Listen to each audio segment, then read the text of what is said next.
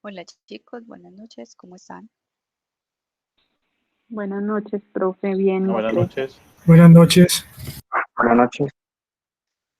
Bienvenidos chicos a nuestro encuentro el día de hoy. Quisiera que iniciemos con, por favor, con dudas o inquietudes que tengan y sobre lo que estamos trabajando. En este momento estamos haciendo el taller que se llama taller 3, pero en realidad seguimos trabajando sobre el taller 2, eh, solo que le estamos agregando a esa parte del análisis horizontal y vertical que hicimos en el taller 2, le estamos agregando los indicadores de liquidez. Me cuentan por favor cómo les fue, si hay alguna duda, alguna inquietud. Profe, yo iba a preguntar algo. Sí, Pues no sé si a los compañeros también les dio en los días de inventario, sino que ustedes me parecieron pues, muchos. Me dieron 1215, entonces no sé si que usted ya... rota en días o en veces. los días de inventario. O sea, rota cada 1215 días. Ya. Sí, compañera, me dio igual a mí. Ahora, yo estaba preocupada, yo, ay Dios mío, eso tan alto. Sí, Sí, a porque en mí la también rotación, me dio lo mismo. Pues me dio 1216. ya porque en la rotación me da 0,3, entonces sí está muy bajita. Listo, profe, era eso. Gracias. Vale, Profe, yo tengo otra pregunta. sí. En la rotación de cartera, cuando vamos a hallar las cuentas por cobrar promedio, que hallamos la cuenta por cobrar inicial y final del periodo, em, ¿cuál traería ahí? ¿Los instrumentos financieros deudores o tengo que sumarle también las cuentas por cobrar a trabajadores? En la rotación de cartera, como estamos hablando de la cartera, se refiere, recuerda que tiene varios ítems, ¿cierto? La rotación de Sí, cartera la hacemos con el inventario promedio. sí, ¿Y cómo sale ese inventario promedio?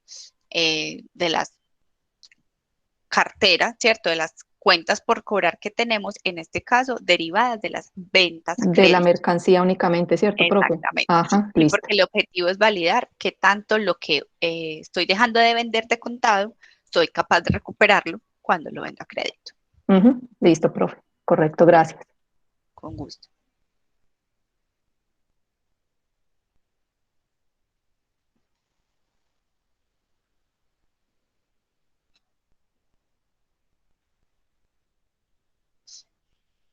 ¿Alguna otra duda, chicos?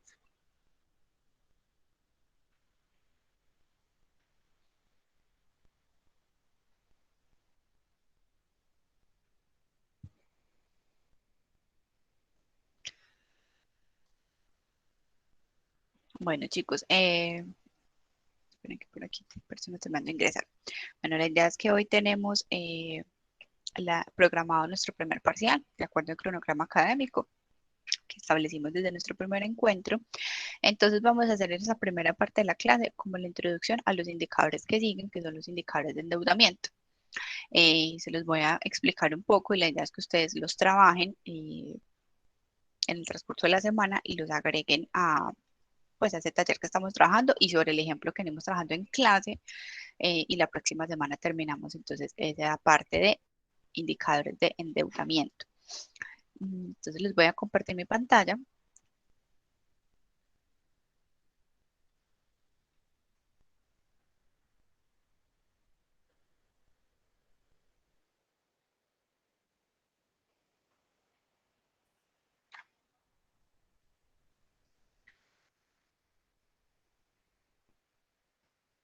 Me confirman por favor si allí la ven. Sí, señora. Ah, bueno. Eh, nos quedó pendiente la semana pasada un último indicador de razones de liquidez. Este indicador se llama rotación de activos fijos y lo que busca medir es si lo que invertí en esa propiedad, planta y equipo, en esos activos no corrientes, digamos que está generando una rentabilidad. De alguna manera, eh, si estoy siendo eficiente con esos recursos que tengo ahí estancados, porque recordemos que esos activos fijos, como las propiedades planta de equipo, como las licencias, como las patentes, como esos derechos contractuales, se tienen con la finalidad de usarlos más de un periodo, ¿cierto? Entonces, por eso se llaman activos fijos.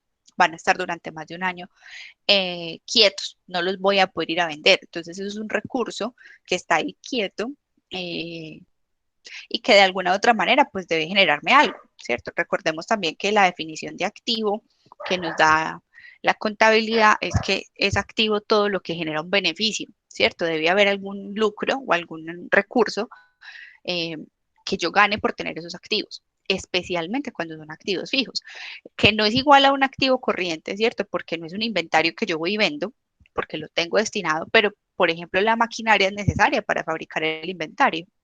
El edificio donde funciona la planta, por ejemplo, es necesario para producir, ¿cierto? Entonces, en ese orden de ideas, esos activos fijos de una u otra manera tienen que generar, eh, digamos, un rendimiento. Entonces, hay muchas formas de medir esa rotación de los activos, eh, pero vamos a ver como un solo indicador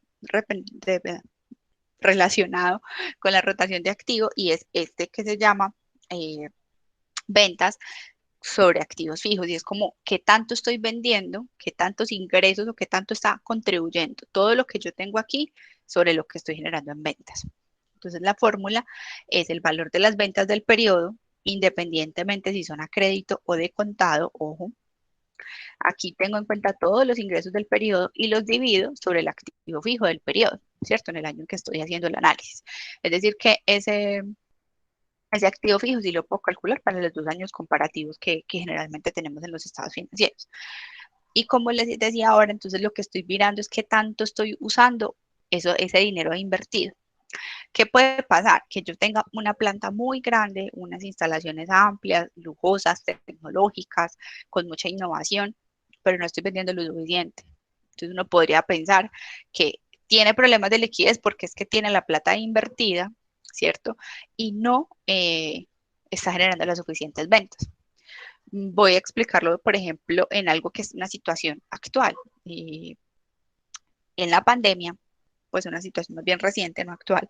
En la pandemia, muchas plantas estuvieron cerradas. Muchas plantas de producción, muchas empresas, por el tema de las cuarentenas, estuvieron completamente cerradas, sin generar ningún ingreso. Y tenían un dinero invertido ahí.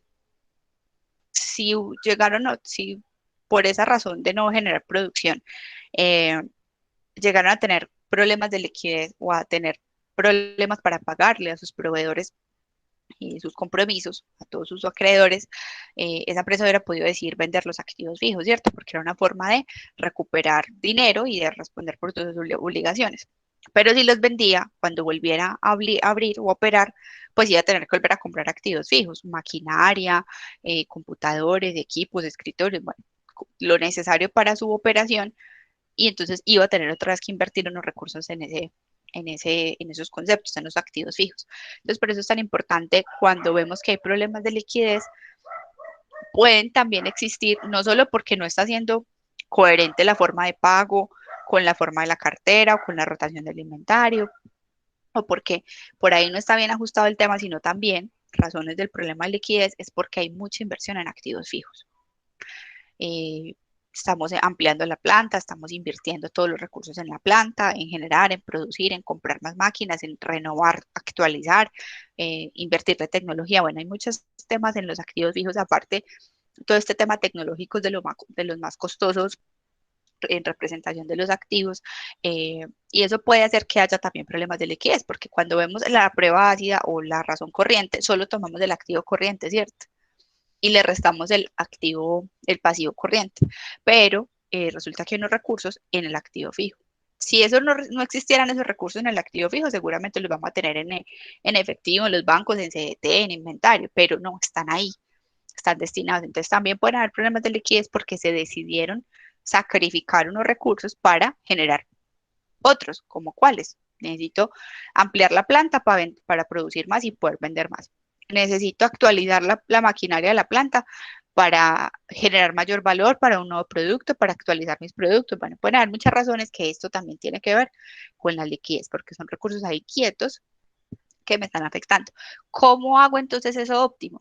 Vendiendo. Si yo logro vender, aumentar mis ventas o generar unas ventas suficientes para generar como que justifique ese recurso que yo tengo ahí invertido, pues seguramente voy a tener respaldo de liquidez, porque invertir los recursos, pero con el fin de vender más. ¿Qué no puede pasar? Que aumente mi activo fijo, mi propia planta de equipo y las ventas no aumenten. Seguramente un proceso de inversión o de expansión de plantas o de iniciar un proyecto tecnológico no genera ventas inmediatas, pero en el corto y en el mediano plazo especialmente deberían empezarse a generar como esos aumentos en los ingresos, en las ventas. Entonces es importante como esa decisión y estarla monitoreando. ¿Cómo se monitorea entonces? Con este indicador de rotación. ¿Listo? Bueno, entonces, ahora hablamos un poco entonces del segundo grupo de indicadores que necesitamos para el análisis financiero. Recordemos que llevamos análisis vertical, análisis horizontal, razones de liquidez o indicadores de liquidez y ahora vamos con razones de endeudamiento o indicadores de deuda. ¿Qué quieren buscar o analizar en este grupo de indicadores o con estas fórmulas que vamos a ver? El nivel de endeudamiento. Con el anterior veíamos el nivel de liquidez o capacidad de responder por los recursos que está debiendo. Si con lo que tiene es suficiente para pagar lo que debe, ¿cierto? Ahora, en el endeudamiento vemos qué tan endeudado estoy y en realidad quiénes son los dueños de la empresa. Porque puede que uno diga, no, los accionistas son fulano de tal, pero cuando la empresa no es suficientemente capaz o está sobreendeudada y no es capaz de pagarle a los acreedores lo que debe, pues en realidad los dueños de la empresa son los acreedores. Es ahí donde de pronto ustedes han escuchado que empresas se acogen a, por ejemplo, al proceso de reorganización empresarial. Justo ayer, Justo y Bueno, que en realidad se llama Mercadería, fue aceptado por la superintendencia en el proceso de reorganización. Los dueños legales o en el papel de Mercadería o bueno, de Justo y Bueno son, digamos, 5 personas. Pero esas creencias que tiene Justo y Bueno estaban al punto de que eran más dueños los proveedores y los otros acreedores que los mismos accionistas. Entonces, ¿qué hace una empresa cuando llega a ese punto? En el caso colombiano o en la norma comercial colombiana, pide una ayuda. Decirle a la superintendencia, vea, no puedo más, me voy a reventar, yo no quiero quebrar, necesito que me ayude a reorganizar mi empresa.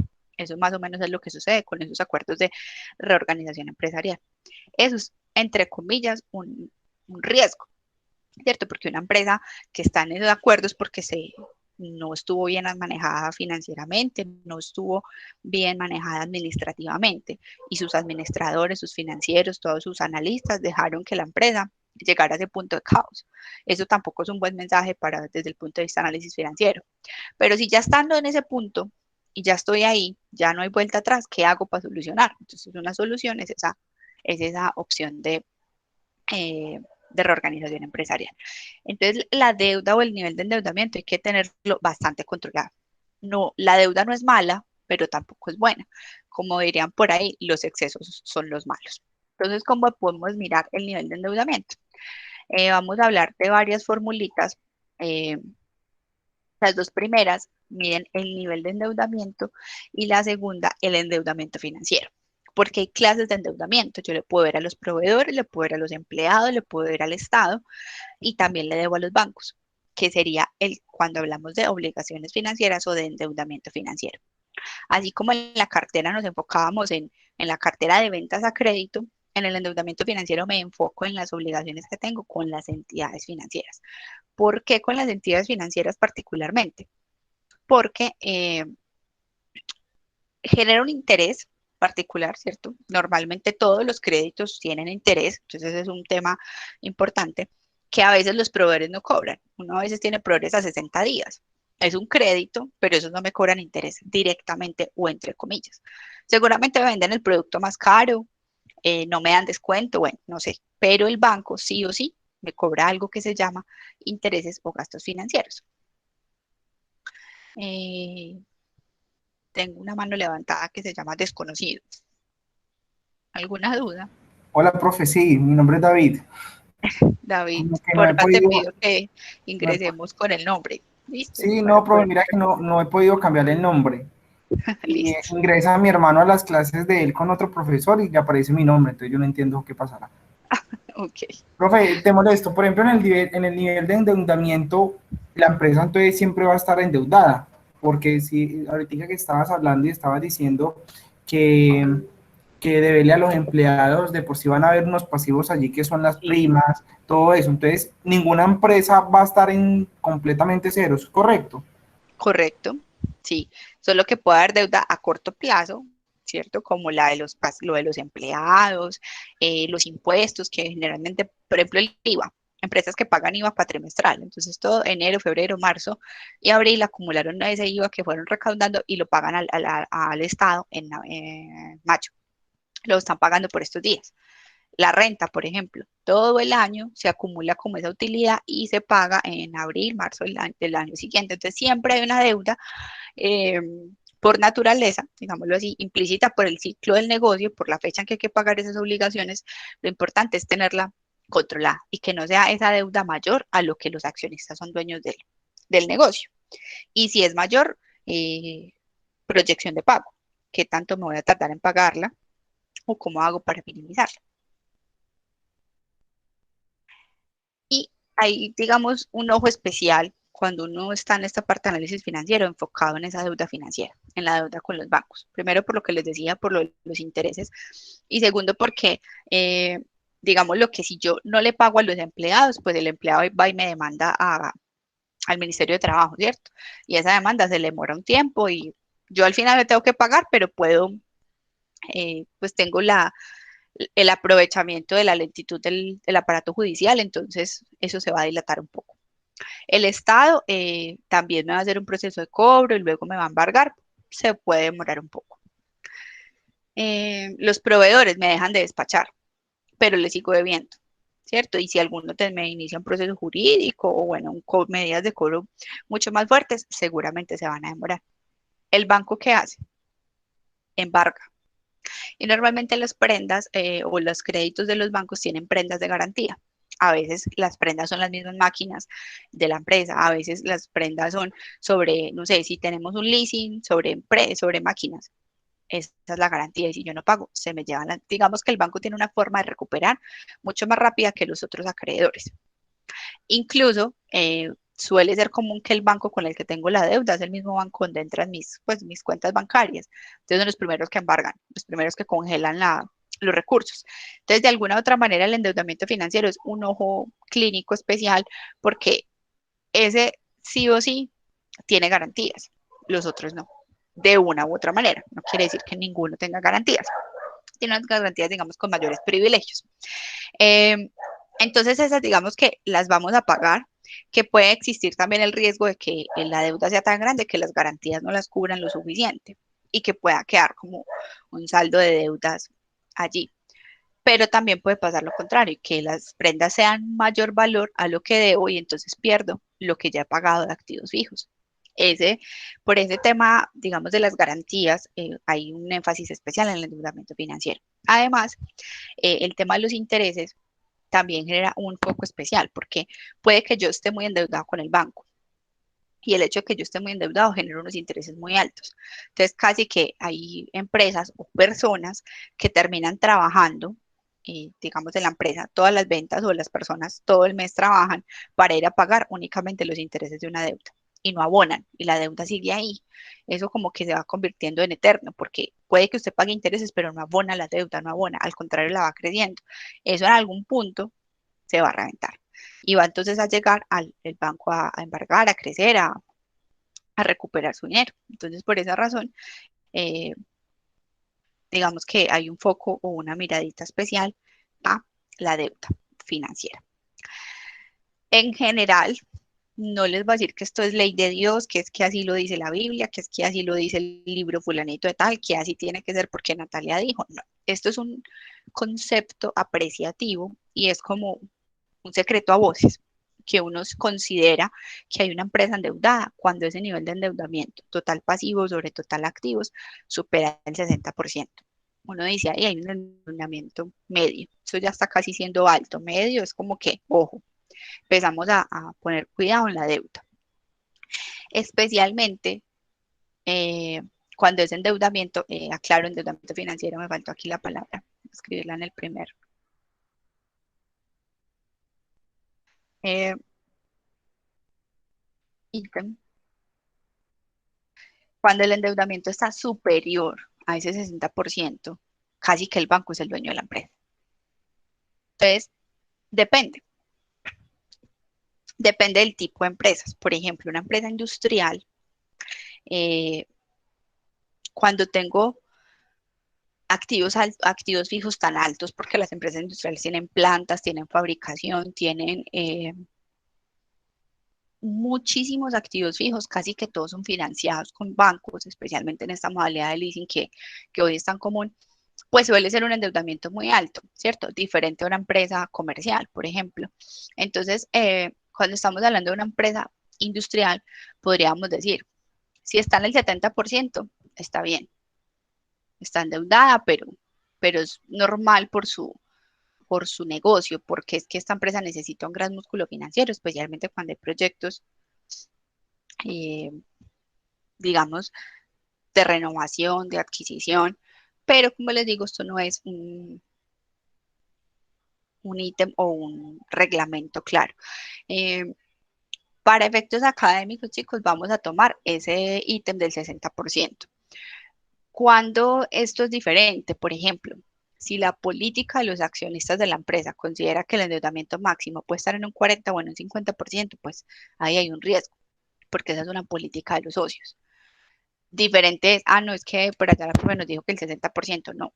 El 60 vamos a tomarlo para efectos académicos y porque es común decir hasta el 60% debería haber endeudamiento.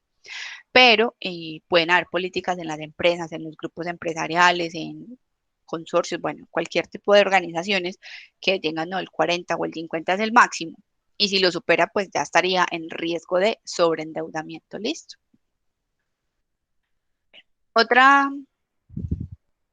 Otro indicador importante es la carga financiera, es decir, los intereses que pago por esa deuda, que era lo que les decía ahorita, que yo no puedo estar vendiendo o trabajando toda mi producción únicamente para cubrir los intereses. Yo tengo que ser capaz con las ventas, recordemos la estructura del estado financiero, ingresos del estado de resultados, perdón, ingresos menos costo de venta, menos gastos, esto me da utilidad operativa, menos gastos de administración y venta, me da utilidad operativa, ¿cierto? Menos impuestos, intereses y gastos no operacionales. Ahí tengo una utilidad antes de impuestos, es decir, las ventas tienen que cubrir costo de venta, gastos administrativos, gastos de venta, intereses y gastos no operacionales. Las ventas tienen que ser lo suficiente para cubrir todo eso y al final tener una utilidad. Entonces, las ventas no solamente tienen que cubrir el costo, que es lo que decíamos al principio cuando que se diferencia el costo del gasto. Que el costo se recupera y el gasto no. Eso no es cierto. Miren que las ventas tienen que ser lo suficiente para cubrir todo eso y al final generar utilidades en el ejercicio. Entonces, en este análisis del impacto de la carga financiera, lo que quiero ver es qué tanto de mis ventas se está yendo a cubrir intereses. ¿Y qué no puede pasar? Que todas mis ventas o un gran porcentaje de ellas se vaya para cubrir esos intereses, para pagar los intereses de la deuda. ¿La deuda cuál? La deuda financiera. Lo mismo pasa con el otro indicador, que es el de cobertura de intereses. Es decir, si yo después de generar utilidad, soy capaz de pagar los intereses, después de generar la utilidad. ¿Por qué? Recordemos otra vez el estado de resultados. Ingresos menos costo de venta me da utilidad bruta o utilidad marginal, ¿cierto? Ahí resto gastos operacionales de ventas y de administración. Ahí me genera la utilidad operacional.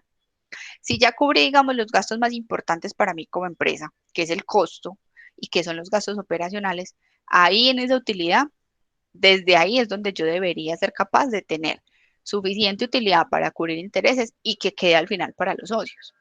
Entonces son dos formas de ver la cobertura o el pago de esos intereses. Uno, respecto a las ventas y el otro respecto a la utilidad. Porque al final esa utilidad operacional, cuando yo le resto esos intereses, es menos valor de la utilidad de la empresa. Entonces lo que estamos haciendo es que tanto soy capaz con la utilidad operativa de la empresa cubrir los intereses. Cuando hablamos del indicador de cobertura de intereses, cuando hablamos del impacto de la carga financiera, es que tanto me consume de mis ingresos esos intereses. ¿Listo? Que si el resultado es bueno o es malo, ahí sí hay de pronto una mayor homogeneidad en el criterio, y es que cuando esa cobertura de intereses está muchísimo mayor que 1, es buena. Es decir, cuando la utilidad es lo suficientemente amplia que los intereses, pues, listo, me restan la utilidad, pero igual sigo teniendo utilidad.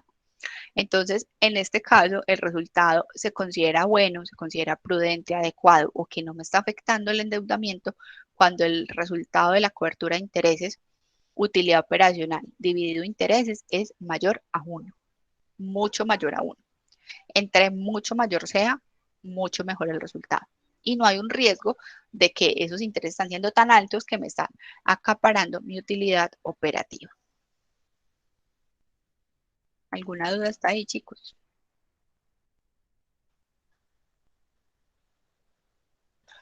Entonces, como a manera de resumen, la recomendación siempre es como revisar estos indicadores cuando estoy en un análisis de una posible crisis financiera. Y entonces, el endeudamiento financiero debe ser, digamos, el resultado que me quede o máximo estar endeudado hasta el 70%. Quiere decir que tengo libre de deuda el 30% de la empresa. El impacto financiero o el impacto de la carga financiera, que las fórmulas que vimos ahorita, debe ser máximo o de acuerdo a esto, como les decía, mayor a 1 o mayor a un o menor a un 10%. La cobertura de intereses debe ser mayor, mucho mayor a 1. Cuando estos indicadores, estos parámetros de pronto no me están dando a esta recomendación, podría empezar a haber una crisis financiera respecto a la deuda. Listo.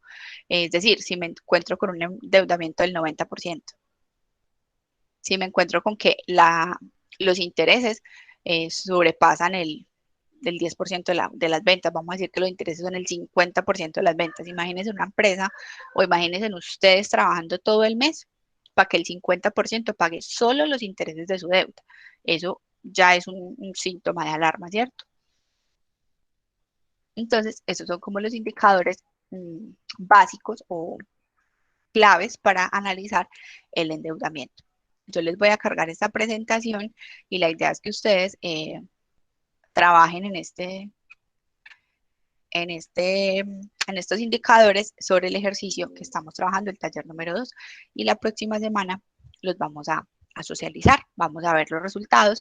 La tarea que les queda entonces es que los vayan haciendo sobre el taller número 2, pero también sobre el ejercicio que estamos haciendo en clase, para que yo se los presente aquí en pantalla, a ver si nos dio igual, si nos dio diferente, y podamos debatir acerca de la interpretación de esos análisis. Entonces la tarea es hacerlos y interpretarlos, buscar un poco la interpretación, leer un poco sobre la interpretación y ver qué podemos diagnosticar respecto a la deuda de esta empresa que estamos trabajando, fábrica de productos de aseo. ¿Listo? Listo, profe. Bueno, chicos. Entonces, permítame, por favor, yo tomo asistencia para que procedamos con el primer parcial.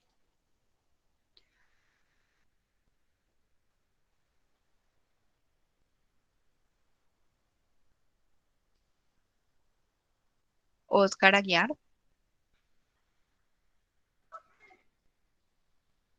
Listo. Sí, en el WhatsApp, en el grupo. Muchas gracias. Listo. Marta Barco. Sí, señora, buenas noches, presente. Hola, Marta. Tania Carmona. Tania, ¿nos acompaña?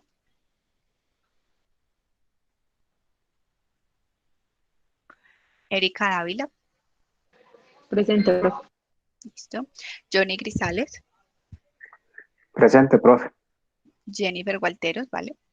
Jennifer Gualteros. Presente, profe. Listo. Luis Alberto Giral. Buenas noches, profe.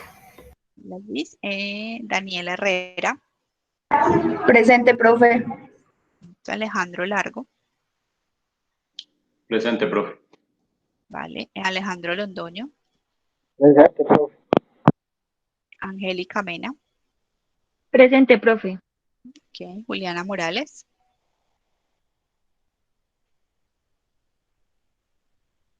Juliana Morales. Listo, Juliana. María Camila Muñoz. Presente, profe. Listo. Daniela Peña.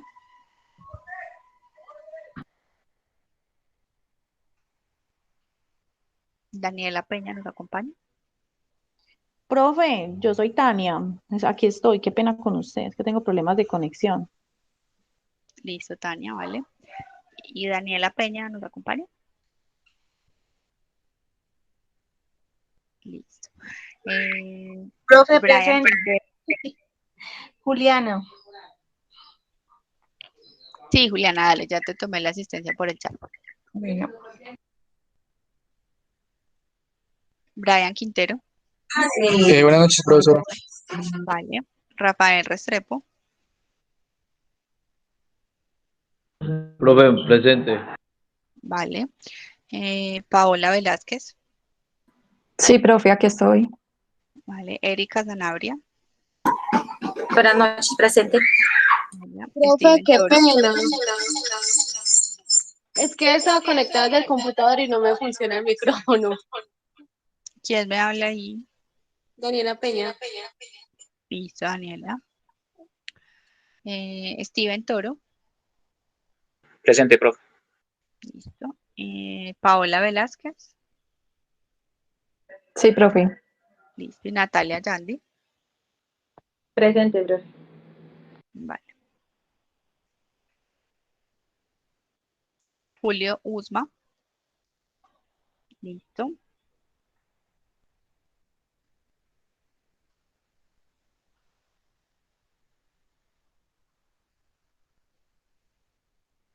Valentina Puerta. Presente, profe. Vale. Esteban Flores.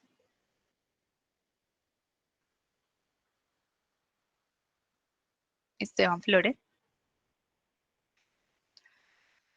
Sandra Milena López. Listo, Esteban. Presente, profe. Vale, Sandra. Y Jesús David Mesa. Presente, profe. Correcto.